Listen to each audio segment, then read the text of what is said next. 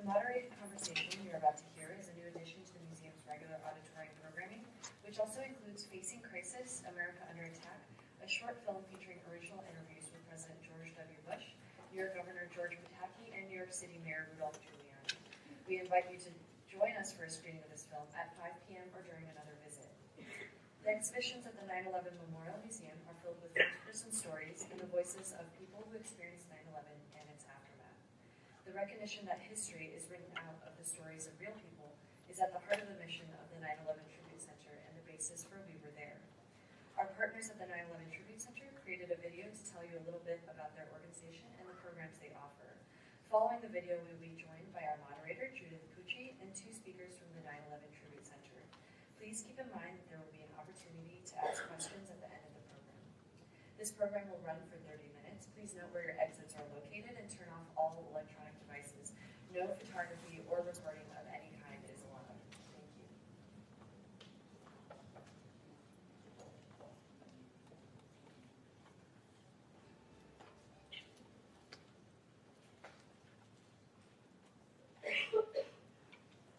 Hi, my name is Lee Aiello. I'm the president of the 9/11 Tribute Center. I'm also a board member of the 9/11 Memorial Museum.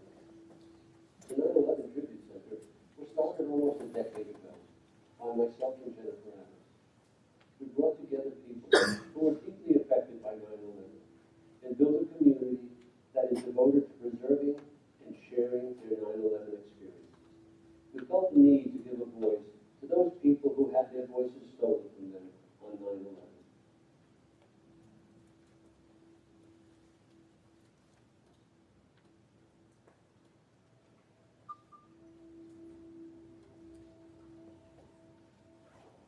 At the 9/11 Tribute Center and here at the 9/11 Memorial, we share our stories with visitors every day. Our tour guides come from what we call the 9/11 community. They're all volunteers. They're either family members, rescue and recovery workers, survivors that came out of the towns, volunteers from all over our beautiful country, or people that lived and worked in the area and were witness to things that nobody should ever see. I'd like to invite you to take one of our tours on the 9/11 Memorial by one of our Tribute Center guides. In a few moments, you're going to hear two of our guides tell a little bit about their personal stories. By sharing our stories, we help others understand the impact of 9/11. The Tribute Center is a place of healing, support, and a testament to our strength. We hope our stories inspire you to remember 9/11, and that you strive to make tomorrow a better day.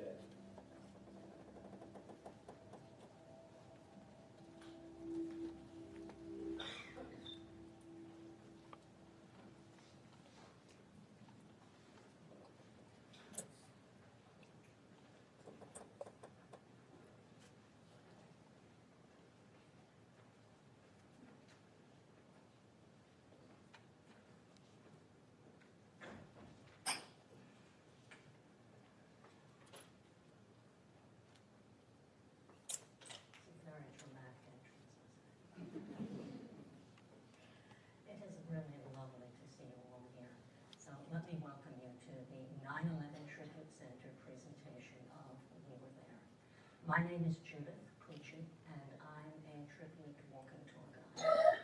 As we just told you in the film, we attribute our people who have all had our lives directly affected by the events of September 11th. And I can assure you, we are a diverse group. We come from different backgrounds or of different ages. In the normal course of life, many of us would never have met. Now, it's different. Now we share a powerful bond. Tribute, you could say it's our home base. It's where we find support, and it is where we tell our stories about what September 11th was like from the inside. So this afternoon, you're going to be hearing two of these stories. They're going to be told to you by the people who actually lived the events they will be telling you about. And they also are my fellow Tribute Center walking tour guides.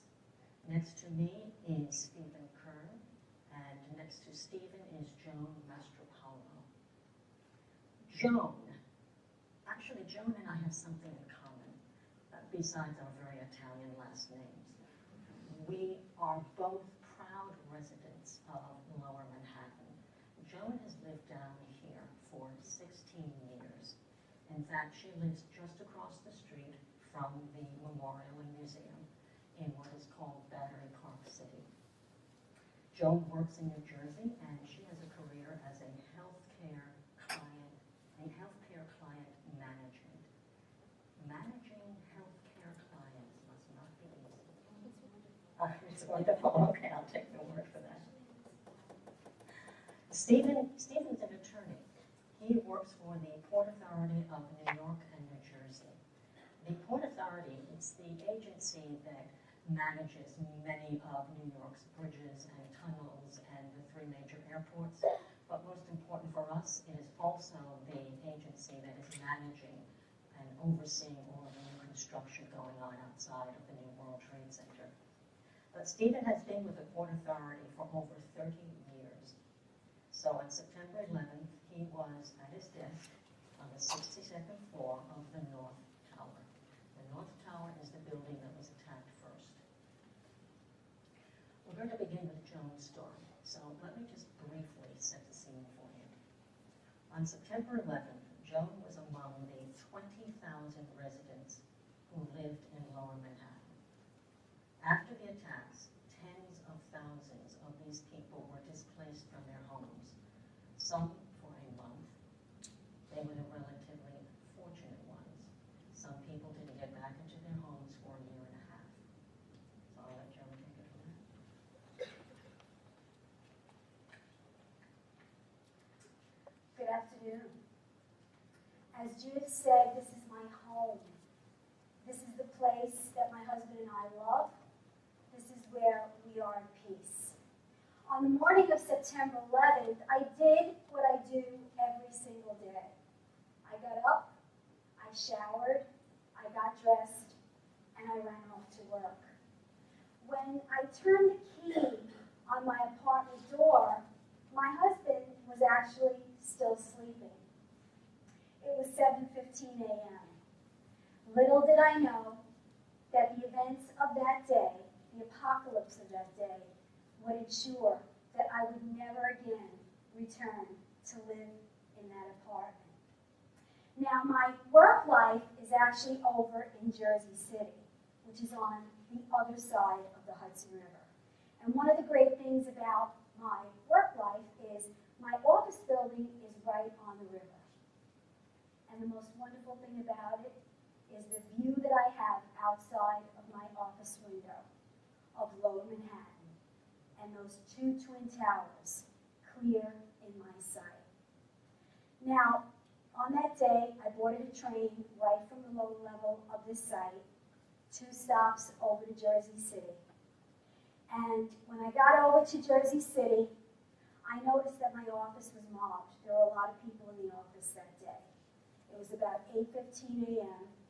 I got my cup of coffee, and at 8:30 a.m., I went into a conference room with one of my colleagues to work on a project.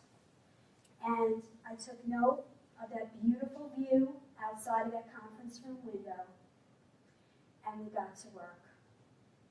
Little did I know on that morning that I was going to have a front row seat to the worst attack on U.S. soil. 8:46 a.m. I heard a loud sound. I looked up into the window and I saw a commercial jet. That plane was traveling at very low altitude. I could actually see the blue and red stripes on the side of the plane. The plane was traveling at very high speed. The pilot was gunning it.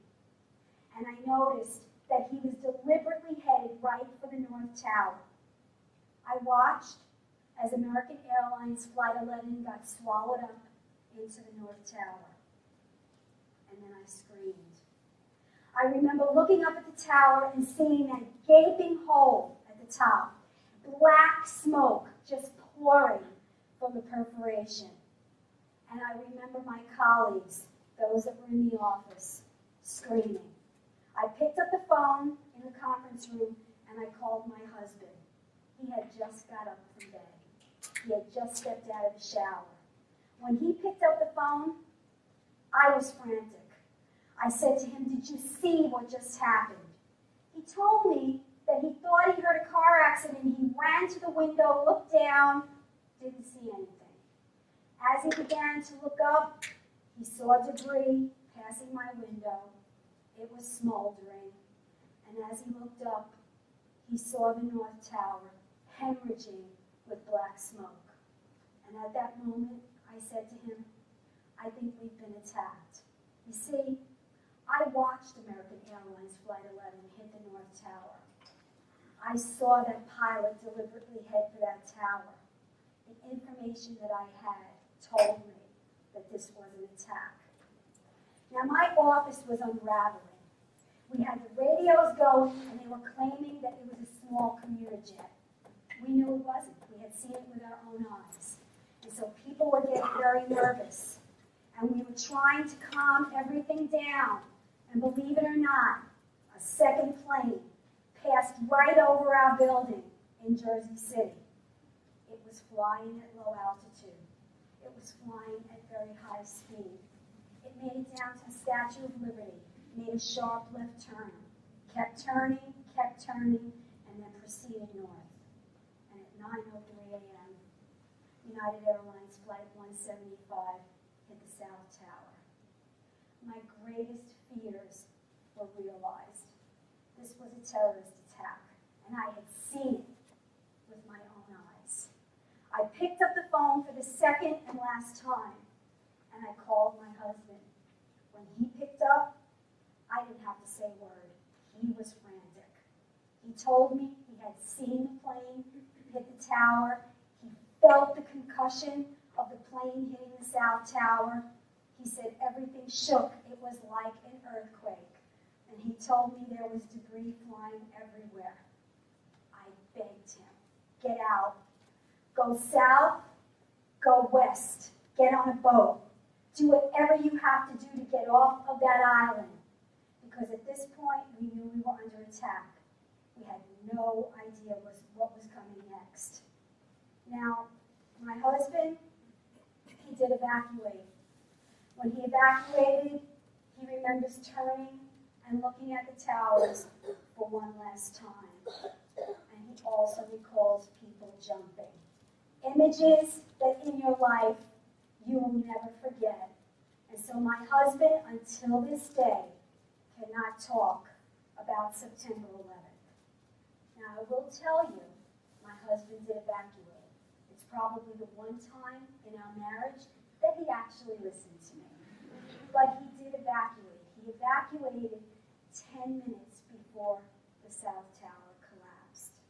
Now, I can tell you, he got on a police boat and he made it safely across to the other side, to Jersey City.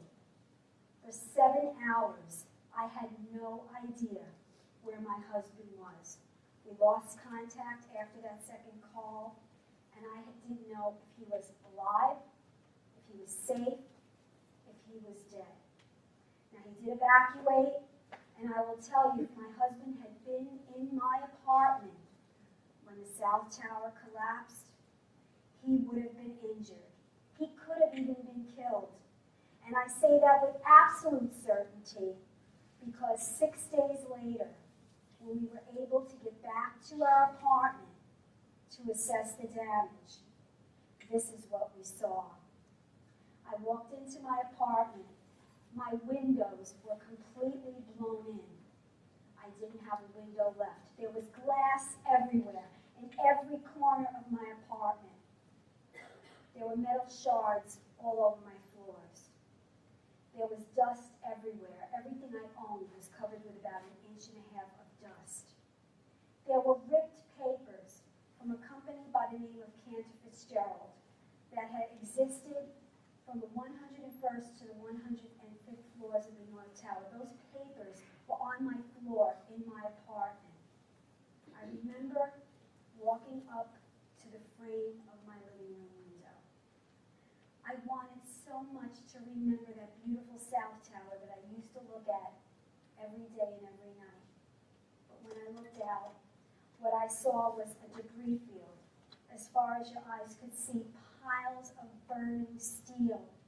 A community completely broken, ashen, gray. I can't even describe what I saw on that day. That's how bad it was. I remember businesses, many of them closed. They never reopened. Many of my neighbors, especially those with children, left, and they never came back. I have no idea if they were okay. I never got a chance to say goodbye. The foot traffic in the area for a long time was mostly rescue and recovery workers, police officers, firefighters, and military. We did have the National Guard. And I do remember many times hearing fighter jets above me and thinking that this must be like a war zone. For a long time, I was scared, and I just simply felt like I didn't belong. My life would never be the same. But I do have to tell you, my story of September 11th is not one of loss. I lost nothing. My clothing, yep, it was ruined. It's all been replaced. My furniture, much of it was ruined. It's all been replaced. My husband and I are amongst the lucky people. We're here to tell our stories. My story is about people. People like you. People helping people. Because in the aftermath of September 11th, I got help from so many people. People including a colleague who opened up her home and her heart to me and my husband when we didn't have a place to live. People like a group of Southern Baptists who helped clean my apartment. They were total strangers. Till this day, I don't even know what their names are. They showed up at my apartment out of the dust, and they helped us get our lives back on track. My husband and I did go back. We were displaced for 5 months. For us, the decision to come back to this community was really not a decision. Leaving was not an option. For us, it was about our pride, it was about our principles, it was about our determination. Determination not to leave a community and a city that we absolutely love, and more importantly, an unwavering determination never to let anyone drive us from our home. Thank you for allowing me to tell you about a very defining moment in my life. Thank you.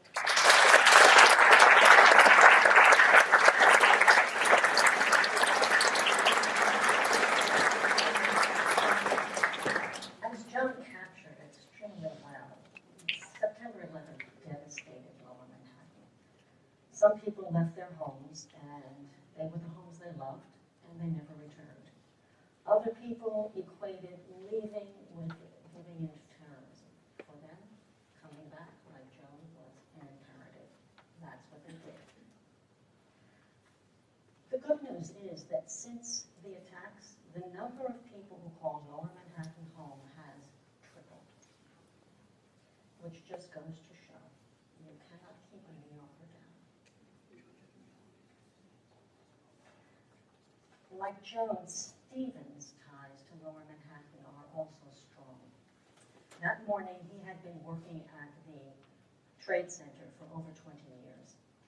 For Stephen, as for tens of thousands of other people who work here at the Trade Center or in nearby buildings, that day began like any other. In fact, when Stephen arrived at his desk that morning, the only thing that was exceptional about September 11th was the weather. It was a memorably beautiful day.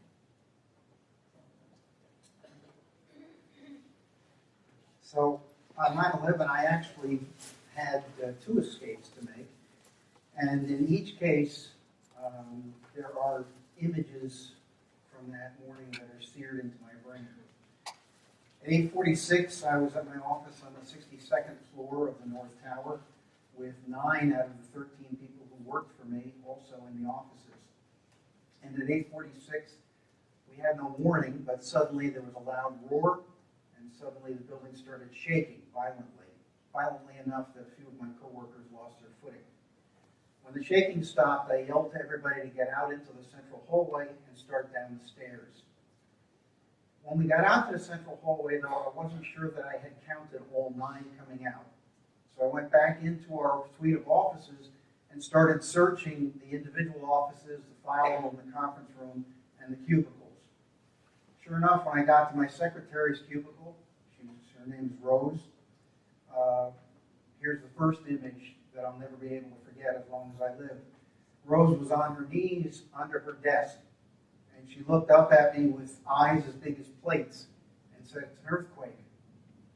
I said, "Rose, I don't know what it is, but look outside your window.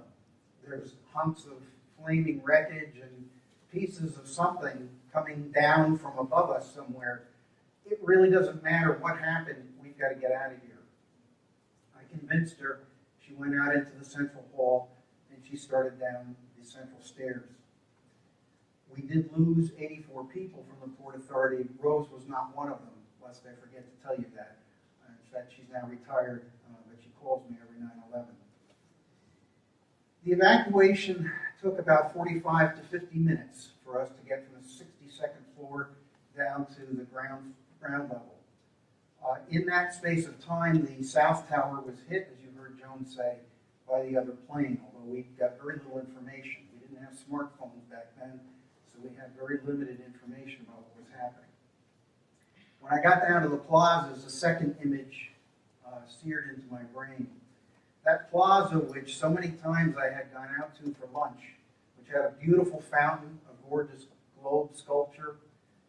They would bring down acts from Broadway shows and dance companies during lunch hour to perform. Great people watching the place. It looked like nothing like that anymore. Now it looked like a war zone. There were fires out on the plaza. There were hunks of plane. There were pieces of building. There was wreckage. There were bodies. There was dust. There was smoke. At that point, I could have cleared the area, but instead, I went to one of our police officers. My employer, the Port Authority, provides the security for the World Trade Center, and so that meant our police officers were patrolling the entire site. And I asked him if I could go to the police headquarters, which is underneath the plaza, one level below ground where the shopping mall was that connects the two towers. My purpose was to see if I could help in some way and get some more information about what was going on, because as I said, we had very little information as to what was happening. I managed to convince him, and he let me go. I got to the police desk area, and again, that was a suite of offices, as I say, one level below ground. I was there for about 10 minutes, and at 9:58 in the morning, suddenly there was a roar that to this day I don't feel adequate to describe. It was like the loudest rolling thunder you've ever heard times 10. All I knew was that the ceiling tiles above us started falling on our heads. Dust was coming in from wherever. We ran as fast as we could to the exit of the police desk area, but before we were able to get there, debris was falling outside the door. We couldn't get out. We dove underneath desks or underneath door jams, hoping that would protect us. It did, and when the rumbling and the noise stopped, we needed to try and get out and make my second escape of the morning. The police area had an axe, which there were about 6 of us at that time. One of us got the axe and pried open the door to get out into the hallway. When we got out to the hallway, there was debris to get around or try and get over. And here's where there's another image that's seared into my mind. I remember seeing 2 people walking around, obviously in shock, kind of bouncing into the walls. I can tell you that they were people, and I can tell you their height.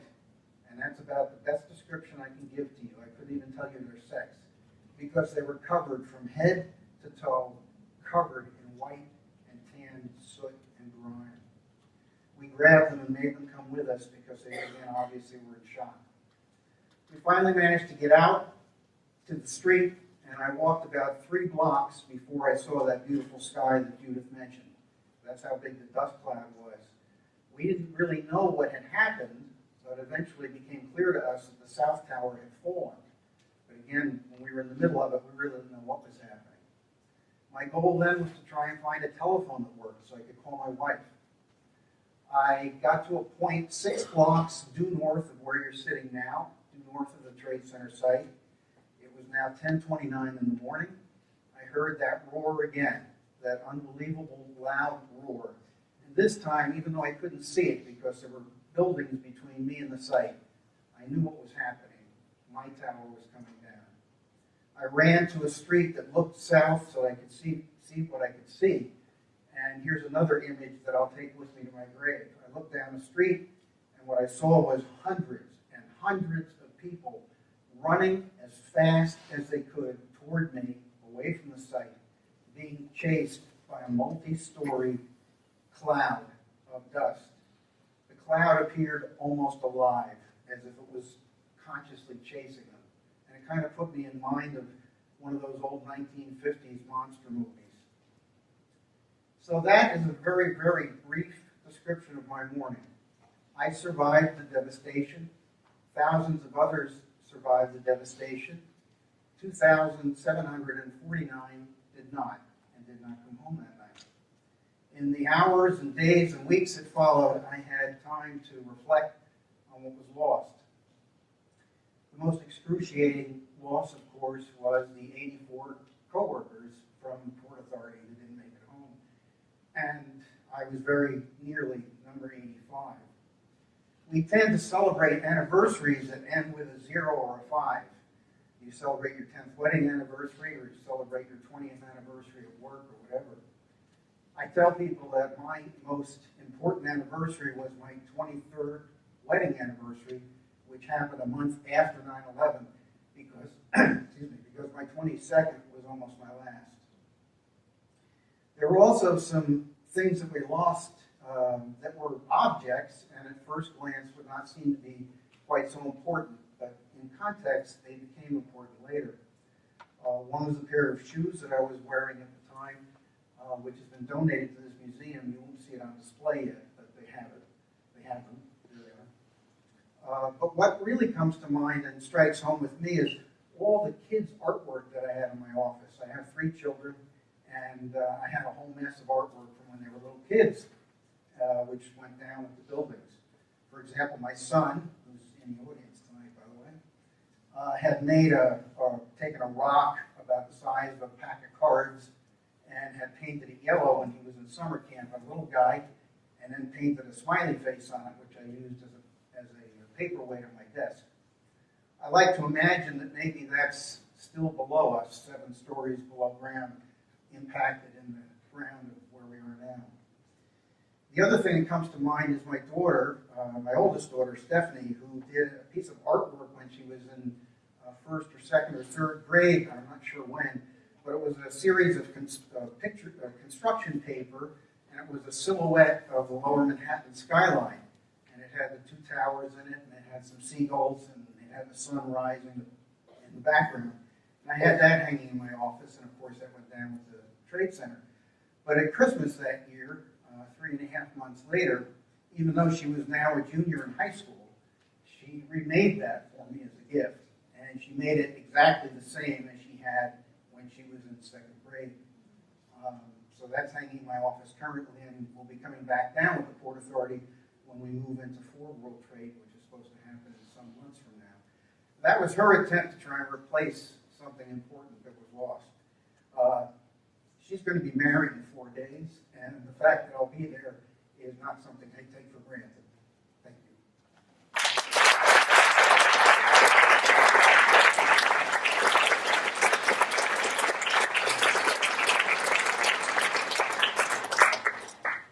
It's always interesting to learn how people who were literally here that day, how they responded, how it changed their lives. For Stephen, he became a deacon in his church. The experience moved him to be of greater service to others and to his community. We're going to have to forego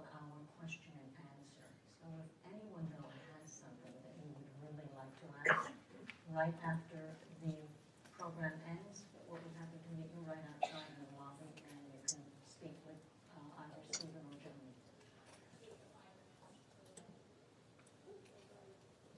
Why do we tell our stories? That's a question that we're asked often on tours. And the answer, you will get an answer that is different with every person in tribute.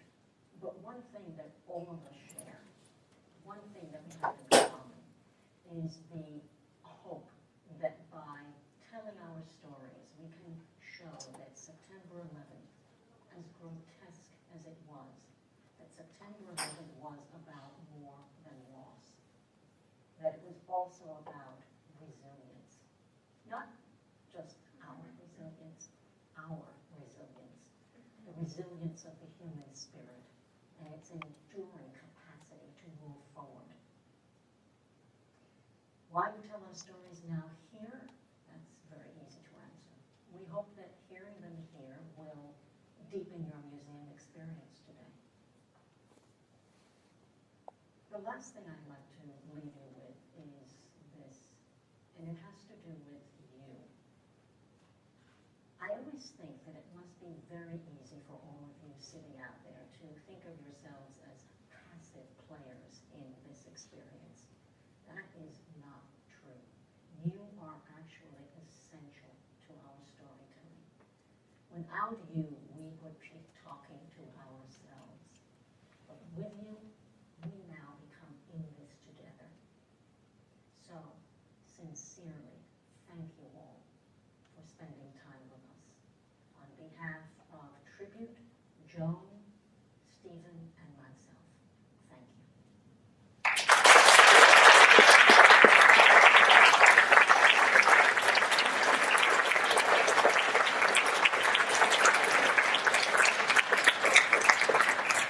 Hi, if you could please exit through the door by the stage, that would be very helpful. Thank you. Thanks.